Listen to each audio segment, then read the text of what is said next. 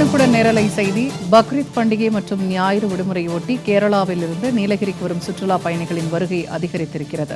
இதனால் 3 கிலோமீட்டர் தொலைவிற்கு வாகனங்கள் அணிவகுத்து நிற்பதால் போக்குவரத்து நெரிசல் ஏற்பட்டிருக்கிறது. உடனுக்குடன் நேரலையில் பார்த்து வருகிறோம். நாடுகாணி சோதனை சாவடியில் சுற்றுலா வாகனங்கள் 3 கிலோமீட்டர் தொலைவிற்கு நிற்பதாக தகவல் வெளியாகியிருக்கிறது. சுற்றுலா வாகனங்கள் அணிவகுப்பால் தமிழகம் கேரளா செல்லும் சாலையில் போக்குவரத்து பாதிக்கப்பட்டிருக்கிறது. உடனுக்குடன் நேரலையில் பார்த்து வருகிறோம்.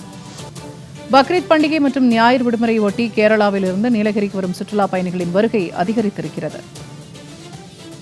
இது தொடர்பான கூடுதல் தகவல்களை தருகிறார் செய்தியாளர் சிவகாந்த். இப்ப நாடுகாணி சோதனை சாவடியில 3 கிலோமீட்டர் தொலைவிற்கு சுற்றுலா வாகனங்கள் அணிவகுத்து நிற்பதாக சொல்லப்படுகிறது. கள நிலவரம் என்ன?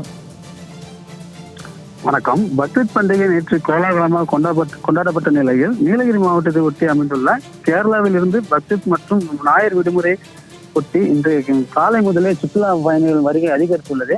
இதில் குறிப்பாக தமிழ்நாடு கேரளா மாநில எல்லைப் பகுதியான நீலகிரி மாவட்டத்தில் அமைந்துள்ள நாடுகாணி சோதனை சாவடியில் வெளியாக ஏராளமான சுற்றுலா பயணிகள் தங்கள் சொந்த மற்றும் வாடகை கார்கள் மூலமாக வருகை புரிகின்றன. இதனால் நாடுகாணி சோதனை சாவடியில் கிட்டத்தட்ட 3 கிலோமீட்டர் தூரத்துக்கு மேலாக வாகனங்கள் ஒன்றுக்கும் மலைப்பாதைகள் அணிவகுத்து நிற்கின்றன.